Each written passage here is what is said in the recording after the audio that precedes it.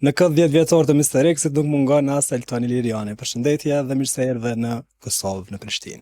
Përshëndetje. Ishte rastësi, ë? U takuam rastësisht në një kafe këtu në Prishtinë. Edhe më tha, Elton, si je, ke ardhur në Prishtinë? Është rastësisht edhe miku i mbesës si Merene, Refo. Edhe po flisnim për jetën e natës në Prishtinë, ku të shkojmë. Duhesh me ardhë në Gate, nëse vish don me dal, Gate Club. E dëgjova edhe këtë. Po ajo që më bëri përshtypje ishte që më dha Instagramin e vet, dhe unë nuk e njeh jam përpara, se unë nuk e ndjek as Instagramin, ato çfarë është ky Big Brother. Nuk ndjek as Big Brother Kosovën as Shqipërinë. Dhe u çudita kur pash brandin, dhe Mr. X dhe shiko çfarë gjë e bukur fashion, dhe ngela i shokuar dhe ishte veshje për burra.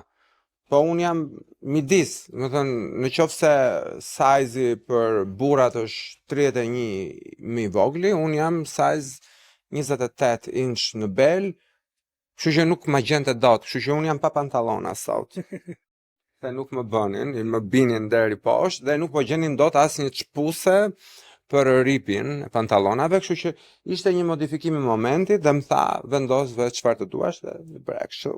Ani shumë Kështu që një dizajner shumë i mirë, të them të vërtetën, unë nuk e them kollaj për shqiptarët, se nuk është se ka shumë, po Mr. X vërtet më ka habitur, më ka befastuar dhe i tash këtu dua ta blej, sa unë nuk bëj reklama.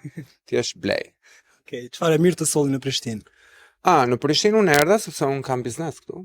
Kam kompaninë The Headhunter, e kam në 20 vende të botës. Dhe pas shumë vitesh që merrem me modeling, thash të shikoj çfarë ndodhe me biznesin, kompaninë e punësimit, dhe ajo ecën shumë mirë, dhe meqense kushëria ime e ka qef Prishtinën, djemtë e Prishtinës, dhe tha të rim për fundjavë, dhe po qëndrojmë. Super. Nga ana tjetër të pyes pak edhe për Parashevisimakun, si është, çfarë po bën, kur do vinë në Shqipëri etj. Parashevisimaku më ndjek për çdo gjë që hedh. Që kur pa postimin që hodha që jam në Prishtinë, kishte hedhur paralelisht në Instagramin e saj foto nga vizitat e saj në Prishtinë kur këndonte. Pra Parashevia e do shumë Kosovën dhe Prishtinën dhe më flet me shumë dashuri për Prishtinën dhe për Kosovën. Ajo përpiqet të rikuperohet, përpiqet ende që të rilidhet me të birin, ka shumë sfida personale. Shpresojmë që do t'i zgjidh. Nuk është në më të mirën e saj, por që unë kam besim që do jetë mirë shumë shpejt. Unë e kam nënën time shpirtërore, sapo e thash më ndjek ku je, edhe nuk më bezdis, po Prishtinën e kishte kështu. Dhe do vi, më ka thënë, nëse do vi në Shqipëri, në Prishtinë do jetë vendi që do të më shumë qef.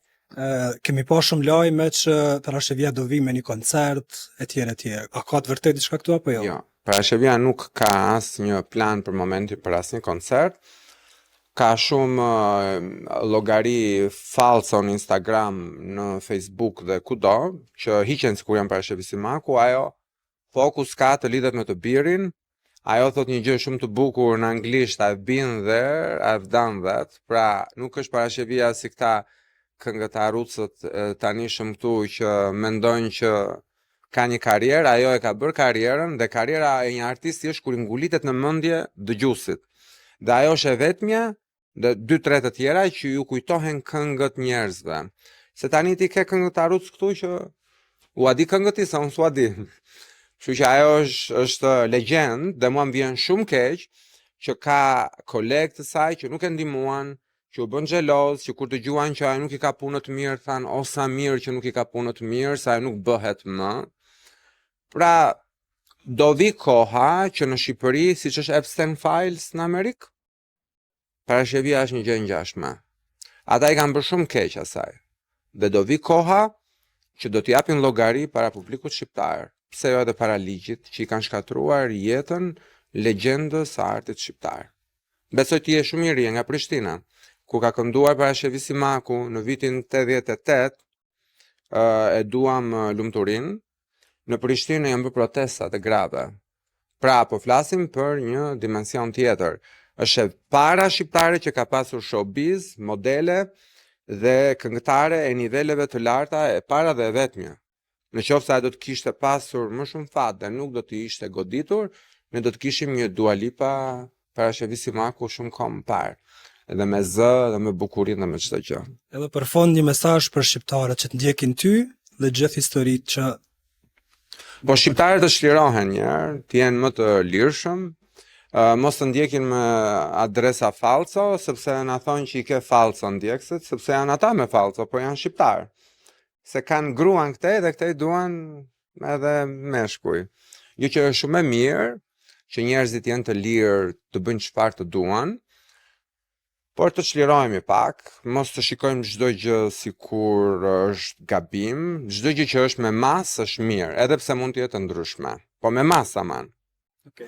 Se dua të them një gjë tjetër, që dhe këto organizatat LGBT-s që drejtuesit e tyre nuk më duan dhe më quajnë transofob, dua t'u jap një mesazh, meqense është ky lëmshi i tranzinorëve në Tiranë tani. Unë jam kundra ndryshimit të seksit, sepse mua Zoti më ka bërë mashkull, se dua të vishem si femër, apo dua të sillem si të dua, unë është tjetër gjë. Po të bëj 20 operacione për t'i pëlqyer ose për të bërë seks me para, këtu nuk jam dakord, le të thonë çfarë të duan gjithë botën, që Eltoni është transofob, unë jam kundra këtyre. Neve kemi Donna James, besoj ke dëgjuar. Po e kam dëgjuar, më duket se ka qenë, po nuk e kam specifikisht me një emër, më kupton. Po tani edhe ti bësh reklam që të gjithë të heqin penisin e të bëjnë vagina, nuk është mirë. Sepse është një 20 operacione, ka kosto të lartë, terapi hormonale, këto ilaçe kanë efekte anësore, njerëzit çmenden, pastaj kalojnë vetvritën, vrasin të tjerë. Pra, duhet bërë me kujdes kjo gjë, dhe këtë ja jap brezit të ri, këta që duan të bëjnë para me këtë kauzë, është çështje e tyre. Po komuniteti duhet të drejtohet drejt asaj që u ka dhënë Zoti. Zoti të ka bërë kështu, mua më ka bërë kështu, unë nuk e prek fare veten time. Sa ai që do më doj mua apo ty, do të doj ty për çfarë je ti, do më doj mua për çfarë jam unë. Ka 4 miliard femra në botë, ne nuk mund të replikojmë femrat. Faleminderit shumë për kohën. S'ka gjë, faleminderit juve.